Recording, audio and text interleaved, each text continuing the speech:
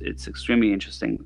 One, because it's coming from a religion that I think is, but I should say my sister-in-law, she comes from a Muslim family too, so they're Pakistani from origins. Moved to UK likewise, more or less. And she was born in Pakistan, but then moved in, I think, when she was 4 in the UK. And so again, I saw in her family a lot of open-mindedness and a lot of exactly what you were mentioning in terms of approach to life, especially when it went down to not denying science, but actually working with science. In fact, half of the star system we have explored so far is actually named after Muslim names, basically, because of you had like a very interesting Renaissance kind of situation, I think, and it all comes back down to connections. And if I kind of go back to where we were talking about plants and why I love plants and connections and energies, and that's the point at which it makes all sense. It's that point you just made there. It's when you've got various different religions or different experiences, how do you make that real? So like your sister-in-law's family, it's when you want to understand the world around you, can you make it more relevant by, is it logical? Is it science? Are you applying it in the right way? And also when you look at it from a logical perspective, you look at scholars who, looked at signs of the universe to come to systems. And it's these signs which was based on fundamentally maths. And maths is physics. So it's understanding patterns and trends and connections is how we actually led to innovation and the evolution of certain civilizations around the world. It was because humans are curious, and curiosity is, well, why do we have stars? Why is the sun moving around? Well, clearly we're getting crops. How do we manage these crops? We're going to trade these crops. Well, the sun comes up. Well, that's when the plants are growing. So we've learned now we need to get the plants together and harvest the plants, because when we eat the plants, we can have a bigger family, a happier family. And these things, nature and nurture, it kind of goes hand in hand together. So yeah, it's my upbringing was very much around always apply logic, always be respectful, especially in the UK, to others, have a sense of other people's religions, other people's views and perspectives. And certainly I think the fact that my parents had come over from another country, they had this attitude of, okay, they want to make the best for us. What does the best mean? And that was anything and everything from, okay, what did our network look like? What school did we go to? Who were we networking with? I mean, my parents went as far as, controlling who my friends were. They had this saying from Islam somewhere that you become a representation of your friends. So choose your friends wisely. So if your friends have a certain character, and if your friends are more likely to do this, you are more likely to do that. And certain times it was very, very difficult. Like growing up, it was, you'd be in school and certain types of people were into certain things. But growing up in a monotheistic religion, I was forbidden to do certain things. But then there was that backlash of, okay, well, where's the logic in it? And where's the science? And then, so it always came back to science and logic. It always came back to like maths. And it always came back to, okay, if it's mathematics, you need to understand patterns. And if you understand patterns, you'll understand the world around you. And that was it. It was always just pattern recognition. So as you said, Islamic art, my parents would often show and have lots of Islamic art. A classic thing is we weren't allowed to, have photos. We had photos in the home, but apparently one time some scholar somewhere said if you were to have a photo in your home, then the angels won't visit your home. So my parents still had the photos, but they then went to hide the photos, like kind of faced them away when they were praying, which was a sign of respect. So little things like that, you were thinking, well, when I go to school and it's a Christian school, there's, there was always that kind of curiosity was kind of like, I guess, increased because of the environment and some of the conditions that I had at home. But yeah, I definitely think everything comes down to mathematics, and without patterns, we don't have a universe, and everything has a pattern. Do certain things, there's a concept of leap of faith, or having faith in things. So there's definitely those things in life that you can't explain with pattern recognition, or your logic at some point just gets to a full stop and you can go further. That's where you're asked to do the fundamental leap of faith in terms of conceptual understanding of how the world works and the universe works, or getting the answers to those questions. You don't have a way these days to give an answer to. Maybe in 10 years we'll give an answer to even more of those questions. How does that kind of half scientific kind of mind deal with the can I say a little bit illogic kind of sense that you have to build when you're moved by also a religious belief? I guess, how are you phrasing that question? So basically, what I'm wondering is, so it is the moment. So you're explaining everything with mathematics and science. So there's a point in which then you basically get to a point you can go further. Okay, and that's where the easy part for religion comes in, because you just say, oh, it's God's will. Yeah, so I think I know that's the explanation. Yeah.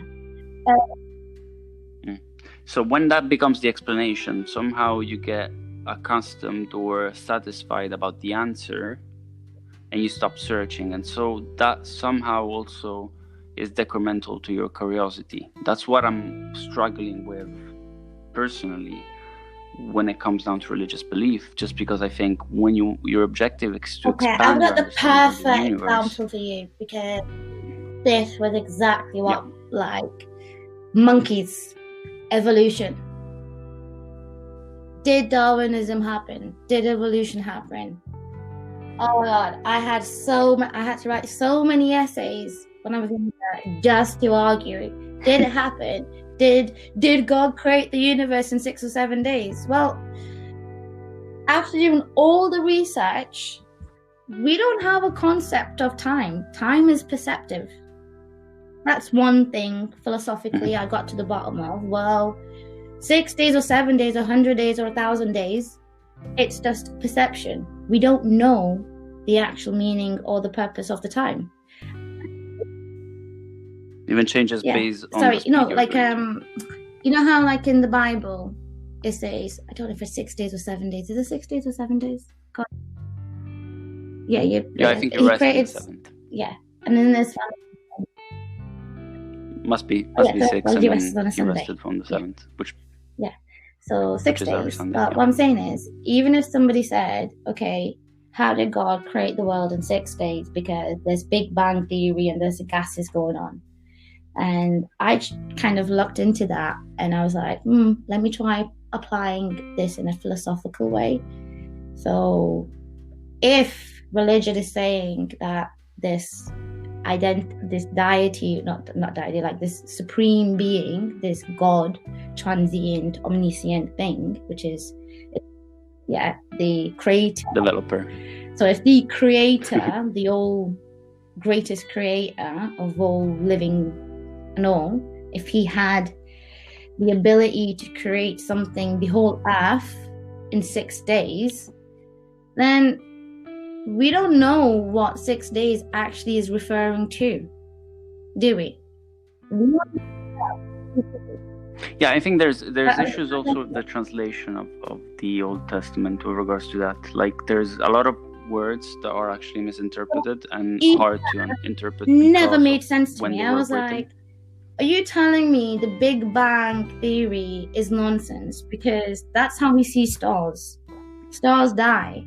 So yeah, like these kind of things when I was growing up was even more challenging. But again, one always came back to the logic and the science. Because even when you look at evolution and Darwinism and monkeys and humans evolving into from, like monkeys, not monkeys, I mean, can't even remember the right word now. I know the Italian for it. I don't know the English word. Let me check. Humanoids. Hominids? I think not. Is that humanoids? Yeah. Hominid. Wow. I got Latin. The evolution of man, Homo sapiens. Or Homo sapiens. So basically, when you see the evolution of the little monkey turning towards caveman, and then more and more through time it turns into a human-looking creature, I would often look at that and be like, well, science has proven that that's happened, but religion is telling me that God created one perfect being, and then he created a woman from his rib, and then they were on paradise or something, and then they ended up on Earth. By the way, this is what other humans are saying about God. Yeah. This is what other people are saying about himself. It's it's so this is, and then so you told this, and then you see the science, and then you're like, well, I'm so confused. And then you go to your parents, and then you go to the church, and then you go to the mosque, and then you go to the synagogue, and then you go to the temple, because in Newcastle we've got all the places around us, because you do church. And then you go to your neighbor who's Christian, you go to your other neighbor who's an Irish Catholic, you go to your other neighbor who's a Pakistani Muslim family, and you go do your research, and then you come to the bottom, and it's like, maybe both things did happen, and maybe we've overcomplicated it because we don't actually understand, and we've made up the perception of time. And there is actually, evolution does happen. Of course it does. Science does prove it. Survival of the fittest, adaptation. But that doesn't mean to say that who created the source. And when I looked at it, I goes, the way my mother kind of took it back to, was like, well, who created the dust? Who created the particles? Where did the particles come from? And then I'm so lost, I'd be like, I give up. Yeah. I give up. And by that point, to be honest with you, I would have lost interest and lost the battle, and I'd be like, okay, now she's left me alone, I don't have to, do you know what I mean? So, yeah, who created the dust? I still don't know the answer myself. That's why I believe, I think it comes down to the power of belief.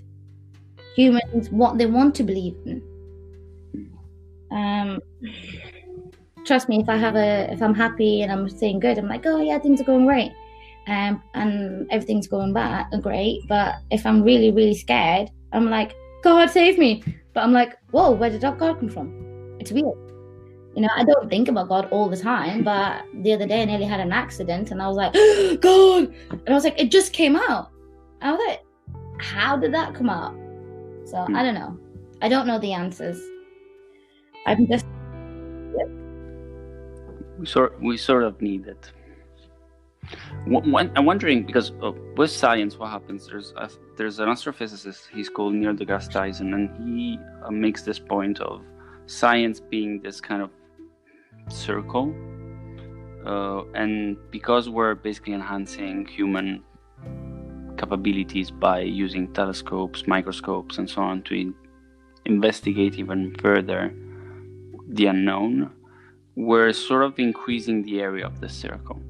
And by doing so, what is also increasing is sort of circumference of the perimeter of the things we don't know. So it's a strange thing, but it's a strange feeling. But actually, science is all about that. It's just increasing our knowledge, and is absolutely okay with accepting that there's things we don't know. And I'm actually looking back at my plants and thinking, okay, why I actually like plants even more than ever, and why I've turned into a bit of a weirdo, and I like bionic music and trying to work out the impulses, because I thought about mindfulness and kind of what's happening around the world, and I kind of got to a point of, well, there's certain things I can't explain, and just because I can't explain it doesn't mean I can't enjoy it. So I went through that kind of change recently, which is like, I would be happier if I accept and I allow that energy instead of resisting and questioning it. Like if I just went with the flow with the universe and the energies around me, then it'd be better.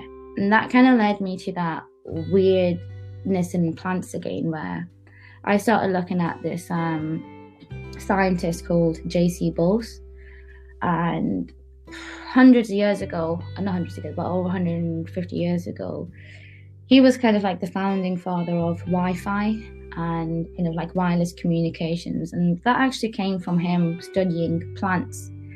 And he actually did experiments where he was able to show that plants have certain kind of like learning. So a plant in a certain environment would grow in a certain direction because of the light. Plants will also compete with another plant because it can sense that there's competition for growth. Plants can also, grow and they react to vibrations. Okay, not sounds or voices to say, but vibrations and energy around them. And it kind of took me back to kind of like, okay, how did he look at plants and what did he do? And then it also went to kind of like 60, 70 years later, there was a US scientist who is from, CIA. And he basically put on the lie detector test on a plant, and he was able to detect, and there was this housewife's tale in the 60s that if you talk to your plant will grow more, blah blah blah, because again they were able to put science equipment or devices on these plants to work out, well, there is connections, there are impulses, and the plant is reacting in real time to their environment. And even Mythbusters did an experiment where they couldn't explain that when they were chopping up a plant in another room, isolated room, where they blocked off all the radiation and everything, the plant was sensing that it was in fear. But in reality, that's what plants do. Because remember when I said my mother would make me grow a plant in different environments, plants are aware of their environment. So if we can't explain and how okay, here's a funny thing that I kind of had a bit of a joke with the other day. It's like, well, I believe plants have feelings. Well, animals have feelings, but I eat animals and I'm not going to stop eating plants because plants have feelings. Because it's true, plants have feelings just the way as they have animals. But why do we eat plants? Because they have feelings. They have so many feelings that when you put them on a light, it's proven. And yeah. I think it'll be a great argument against veganism. Well, for the part of veganism that actually does it because they hate making animals suffer. Yeah, but the plants suffer too. Yeah, exactly. I think that'll be a great argument against the vegan. When you kill a weed, even the weed is got feelings. I'm not saying I don't kill weeds. Of course I do. I want a pretty garden. But they do have, because they're living, they've got a connection, they've got a purpose. A tiny little seed can turn into a beautiful tree. Now, I can't remember whether it's Spinoza or any other philosopher. He probably was, I think Spinoza was actually Dutch, but anyway, maybe a Spanish one. Anyway, someone said something about animals in general. They were, I think, talking about animals having rights. Yeah. And they said if they can suffer, they do have rights. And that's an interesting point, because I think it brings me back to what you're saying, which is vegan. If you don't want animals to suffer by using plants, because plants suffer. Yeah, but I think with veganism, in all fairness, I think it's a good movement. I think people should be more considerate of what they're eating. Yeah. I think with everything is why you're doing it, because if you're doing it for the wrong reasons, maybe you're doing something positive, but then I mean, look, my standpoint of it is, and without getting political, it's I'm a scientist, I'm a biologist. I believe certain animals are there in certain populations it's part of a food chain. And I don't have any problem with anyone who is a vegan, who is part of their religion or a lifestyle. But I think actually the root cause of climate, or shall I say the environmental impact of these animals, is because humans are greedy. Not because we're eating the animals, it's because humans are greedy. We're disgusting creatures at times. We've created consumerism to a point where the human consumes more meat than they ever should. Not that we should stop eating meat altogether. I think if you want to have it, we should have it. If you want, as long as the animal's treated fairly and they've got a good treatment, then people should have a right to eat it. I mean, myself, I've been a vegan. I've also been a vegetarian. I stopped eating cows because I saw a cow being slaughtered and it horrified me for years. I don't eat prawns, not because of religion, but because they're decomposers. They eat obviously rotten stuff, and the fatter the prawn, the more disgusting stuff is eaten. Well, you had the so there are certain reasons. So I believe that animals, if you are going to be consuming animals have a right to be treated fairly. And just like plants, they have feelings. And I mean, a tiger eats another animal. And I just said, we started this conversation, we all like animals. I don't know, that's my feeling. We have innate desires to do certain things because we've got impulses. So how can you say, like, if we like aggression and fighting because it's our DNA and our nature to do certain things, then I don't know, cavemen ate animals to survive. I don't know, I don't get it. Anyway, it's too complex for me.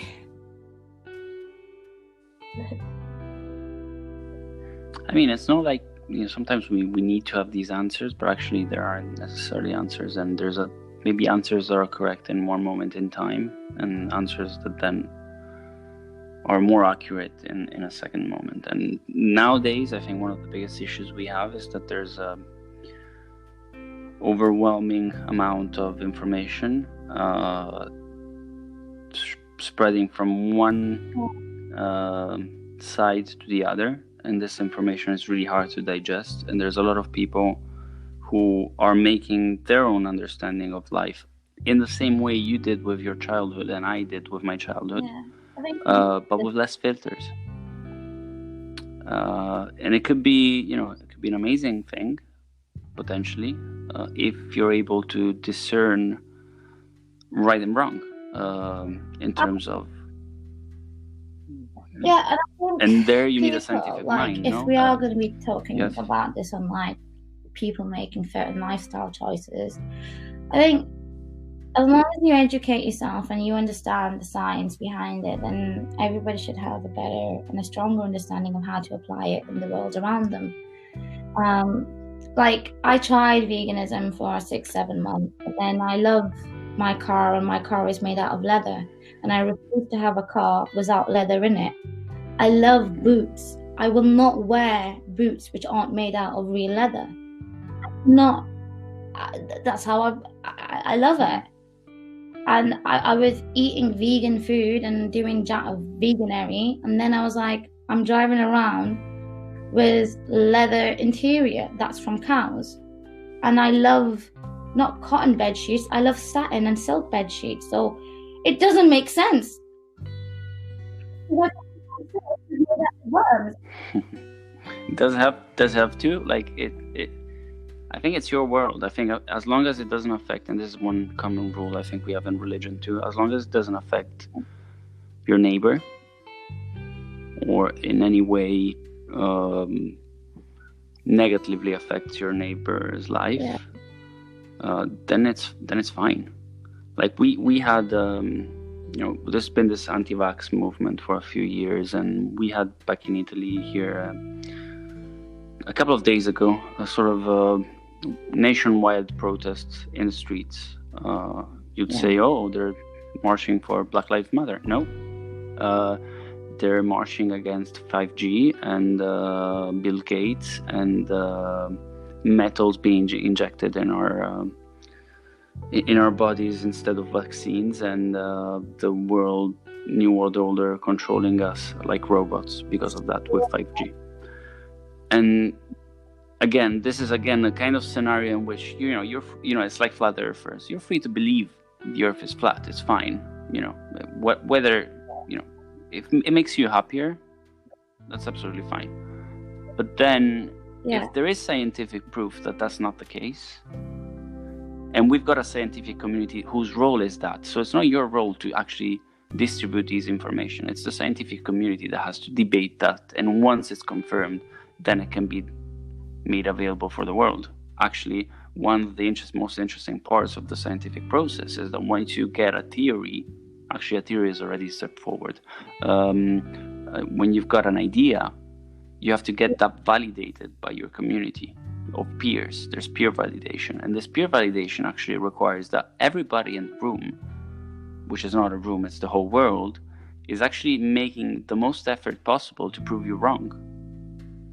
So if they can't prove you wrong, then it becomes a sort of valid theory that then it gets investigated and other people work on it and try to prove again for years and years whether it works or not until it's proven.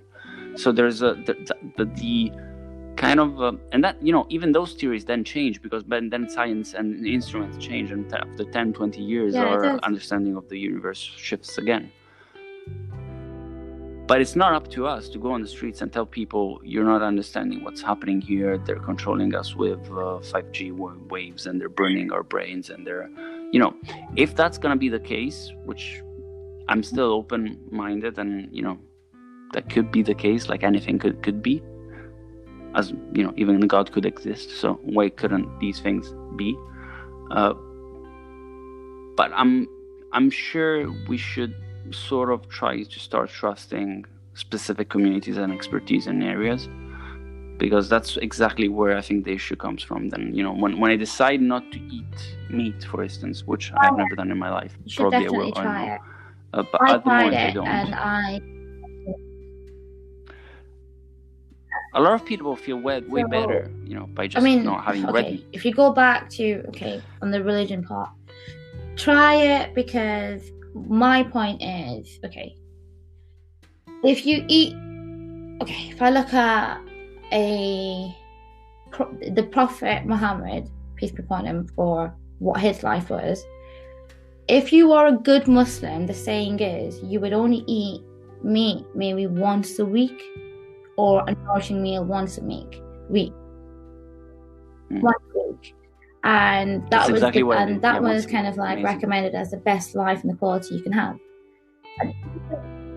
But as long as it's in the book. And prawns. But some people obviously eat prawns. Sea fish. But the same thing is like me. I reduced my intake because I definitely believe that certain animals are being killed, when the baby, we mistreat the world, and that's leading to climate and everything. So exactly. Yeah. It's like not taking a car more than you actually need, using it more than you need, or trying to travel as many people as possible. All things that you can make in actions you can exactly. take to actually I love coffee, make a difference. I've noticed instead of me getting a coffee in a cup, I just take my own mug with me. I'm still having my coffee, but that's forcing so it's little things you can do like that. But I agree with you that I think it's the scientists or the scholars, or they should be validating it for the humans instead of the humans getting into arguments that we don't have the knowledge. I mean, to be honest, it's exactly like what happened at Brexit. It's the exact same thing that happened at Brexit. It's we don't have the information. We appoint certain people in positions to help us make those decisions. So yeah, I get where you're coming from. It's like, well, these communities should be doing the research and validating it. Like, for example, if cows are releasing X amount of methane and that's causing more ozone, then prove that. If there is an impact of fast fashion and producing cotton is actually impacting, the water and all of that kind of stuff, then prove that. Make a change there. Because people are... I think we're just designed to fight. I think that's it. We live with fear. We have love and hate within us, yin and yang. If we feel our environment is insecure, we react. It's natural. So maybe those people around you in Italy are feeling fear. They feel insecure. They have a sense of not being in the community no longer. They're not understanding, well, why is this mask coming in place and why is this, it's because maybe no one's standing up to validate the questions they have. So they're doing what they do best.